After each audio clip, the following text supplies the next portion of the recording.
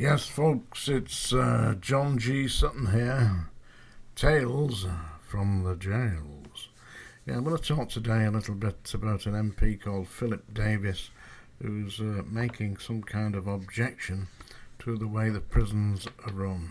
There is a Justice Committee in the House of Commons, and they've been commenting on or should we say lamenting the fact that the prison service seems unable to retain staff.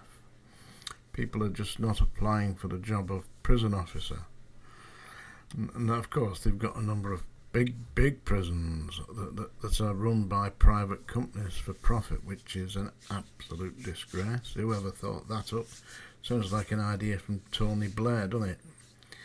Yeah, he's a wicked piece of work, that. I'd like to know how a Labour Prime Minister ended up owning about half a dozen houses and worth over £200 million. How did that happen?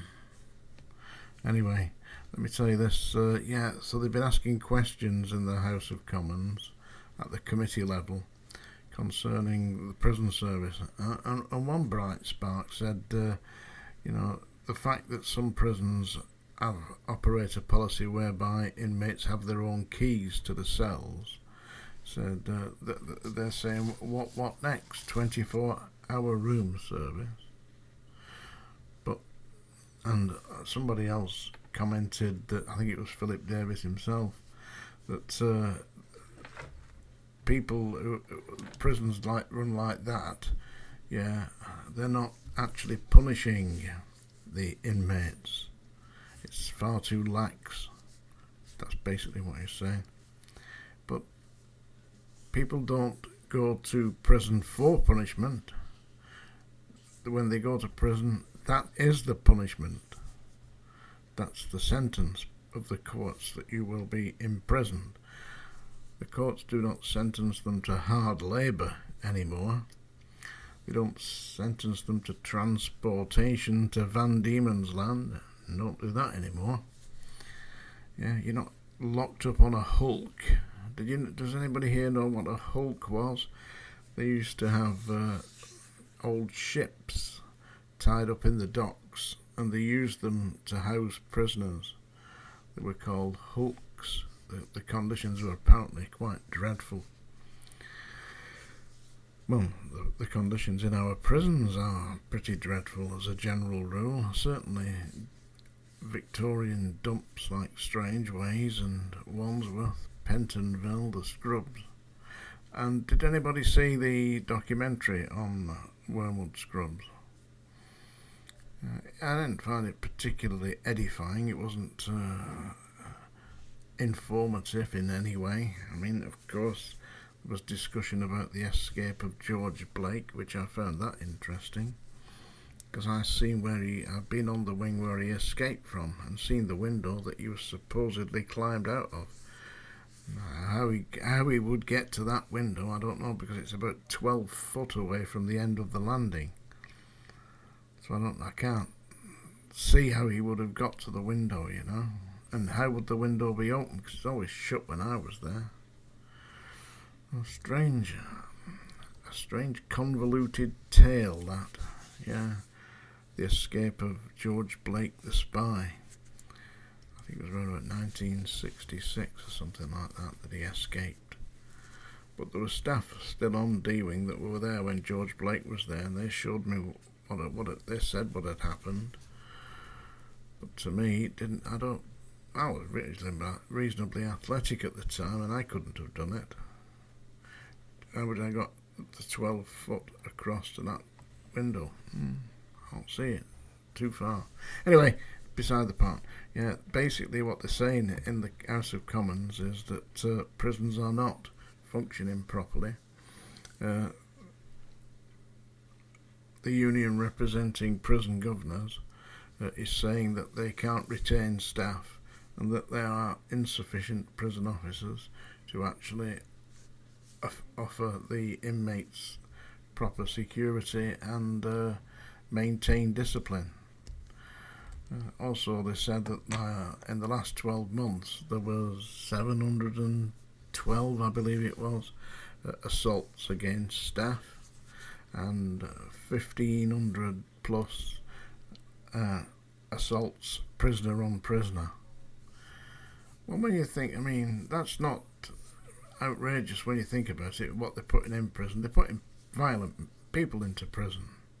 There's also been complaints that there's an inordinate amount of illicit alcohol being brewed in prisons.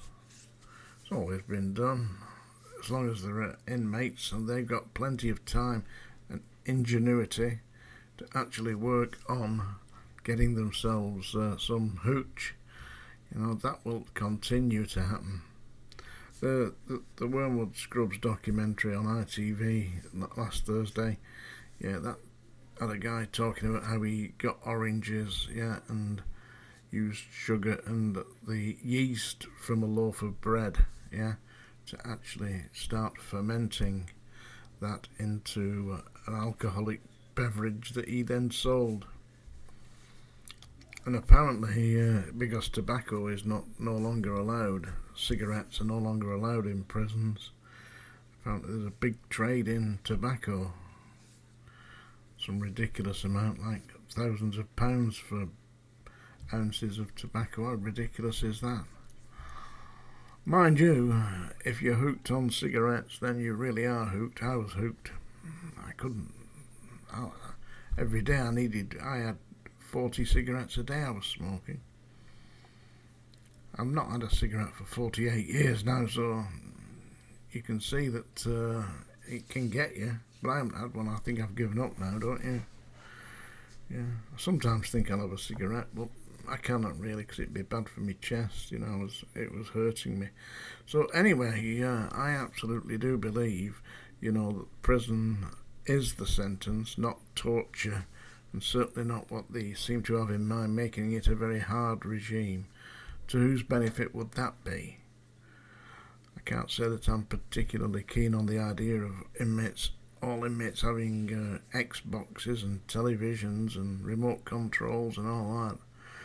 It does seem a little bit, and apparently the Ministry of Justice Committee in the House of Commons are complaining that inmates have got free access to the gymnasium and all that. Well, if they have, at least they're not beating each other up if they go into the gym, and they can go and have a shower when they want, and it makes kind of sense in a way.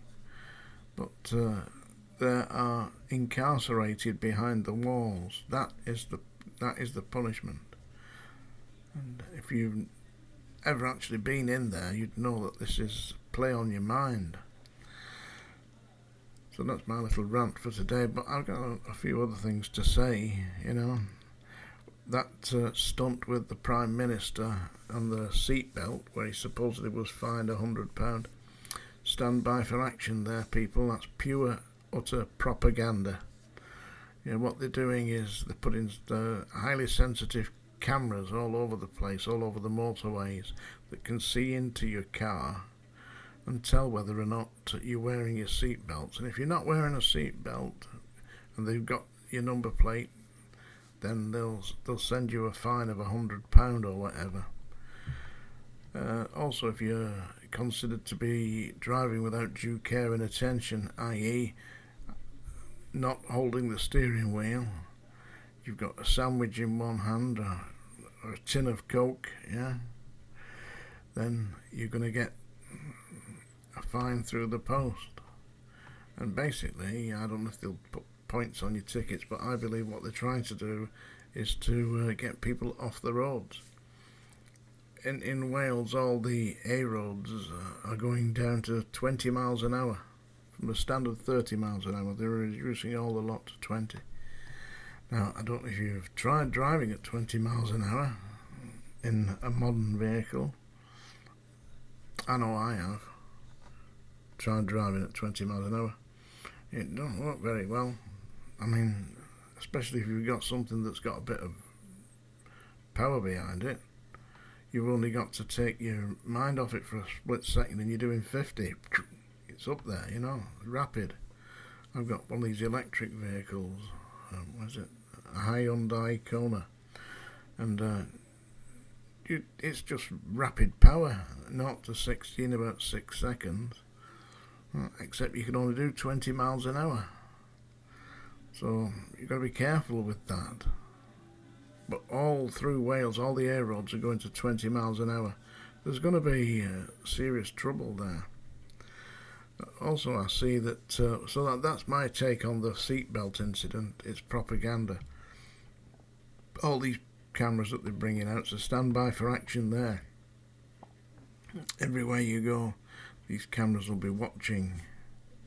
It all started in the Elizabethan era with Elizabeth I, who was paranoid about people attempting to kill her, and she had a spy master called Walsingham, and he boasted that he got a spy in every public house in Britain, and a third of the entire budget for Britain was spent on spying on the public.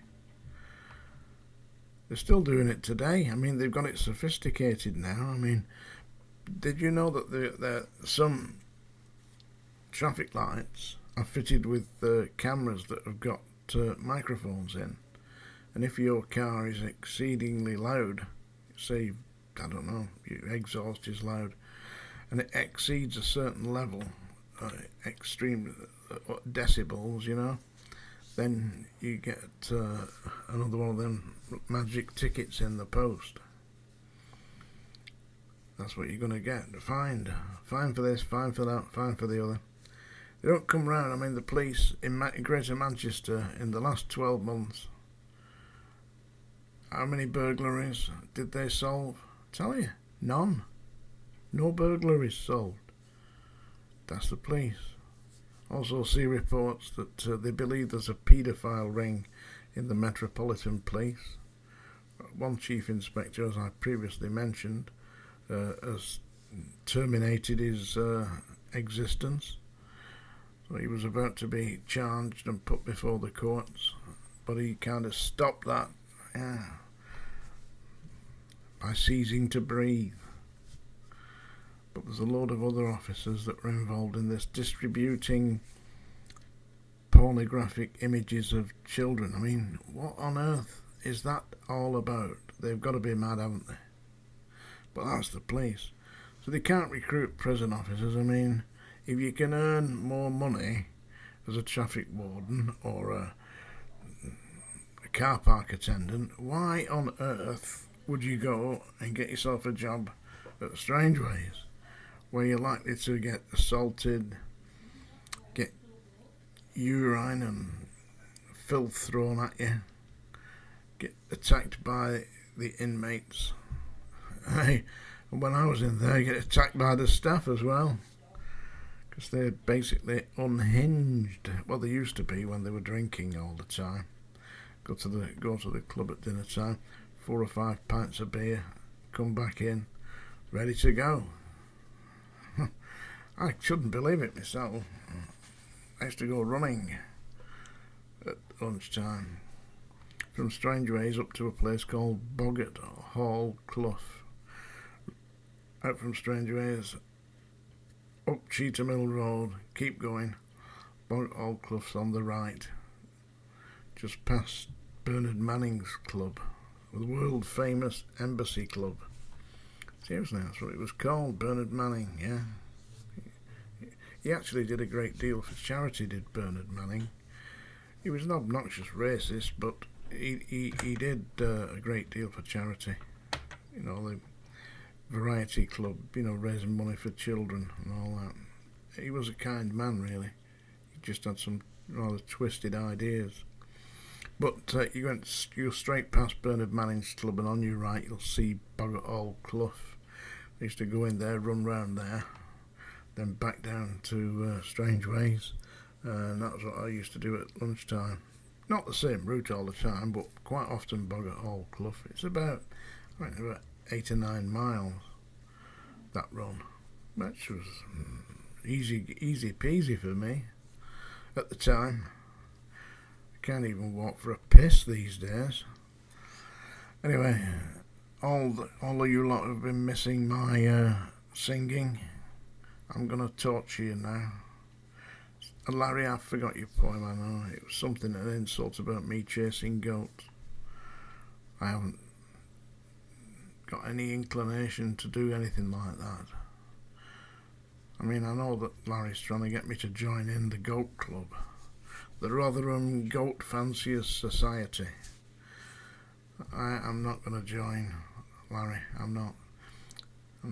Anyway, all the regulars here, put some comments down below. I'll do my very best to answer. I'll try and answer all your comments, You've noticed this. I really put some effort into that. And all the people who have been so kind as to what they call buy me a coffee, yeah? There's a link down below here, yeah? A link to that. So I very much appreciate that. And don't forget to get my book. It's doing quite well, actually. I'm hoping that the publisher gets it to Netflix. And all those of you who've read it already, you may be pleased to know that I am 40,000 words in to the next volume. Volume 2. That deals with me setting up the Prison Force Federation in opposition to the POA run by management. Trouble was that the staff seemed to like having their managers running their union. How sad is that? Seriously sad, isn't it? Yeah? I go and see the manager, you do this, do that, do the other. Go and see the union, same person, do this, do that, do the other. I went to see the POA once about getting a quota when I worked at Wormwood Scrubs, lived in London. No houses, didn't put them on the list. They had a lot of houses, but they just didn't put them out, and that was run by the POA. The POA ran the housing committee, and the housing committee was run by the POA, who were principal and chief officers at the Scrubs. So who did you complain to? They're the ones that make the decisions. So you'd go and see your union usually, wouldn't you, if you didn't agree with the decision. But when you went to see the union and the managers, same thing. So I thought, well, can't really have that. So anyway, that's what Volume 2 is going to be dealing with, the way that... and it's the government thing, isn't it? They're behind it. They're the people who actually make the decisions. And I know this might sound paranoid, but when I was actually setting this trade union up, which became a registered trade union, by the way, with me listed as the General Secretary, when I did that, MI5 were following me around and checking up on me. I know it sounds mad, but listen, my brother had a friend who was a chief inspector in the police in Manchester, and I was with him one evening, and he said, you do know that we're following you, don't you? I said, I had an idea, because my phone was making funny noises, click, click, click, every time I made a telephone call. I said, well, I had an idea. He said, I've seen your file. He said, because I am currently seconded to MI5. He said, I'm just telling you, John, they're watching you. I said, well, watch away. They're not going to find anything. You see, they started believing their own lies, because they'd told everybody that I was an agent of Colonel Gaddafi and I was in Britain to disrupt the prison system. Seriously. How mad is that? I had been in Libya in 1969 when Colonel Gaddafi took over. I was stuck in the middle of the Sahara Desert with a group in the British Army, surrounded by these mad Arabs with guns. They were dressed up in World War I uniforms, believe it or not. Anyway, it's time for that special treat that you've all been waiting for. Larry, are you ready, Larry? It's time to go grab a goat. But we have the song dinger. It's the warning for all those people out there who can't stand the sound of my voice singing. So there you go. You've been warned now. I hope you've accepted that warning, because here it comes. This is called the Black Velvet Band. I believe the Dubliners sang it. Her eyes, they shone like diamonds, you'd think she's the queen of the land. And her hair hung over her shoulders, tied up with a black velvet band. In a neat little town they call Belfast, apprentice to trade I was bound. And many an hour of sweet happiness I spent in that neat little town, till bad fortune came over me that caused me to stray from the land, far away from me friends and relations, to follow the black velvet band. Her eyes, they shone like diamonds, you'd think she's the queen of the land. And her hair hung over her shoulders, tied up with a black velvet band. Well, I went out strolling one evening, not meaning to go very far, when I met with a ficklesome damsel. She was selling her backside in the bar, when a watch she took from a customer and slipped it right into my hand. Then the law came out and put me in jail. Bad luck with the black velvet band. Her eyes, they shone like diamonds, they thought she's the queen of the land. And her hair hung over her shoulders, tied up with a black velvet band. Next morning, the judge and the jury, for trial I had to appear.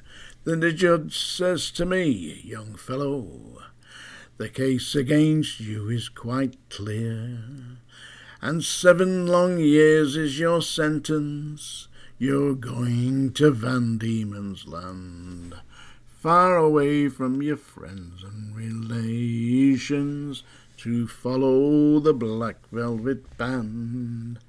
Her eyes, they shone like diamonds, you'd think she's the queen of the land.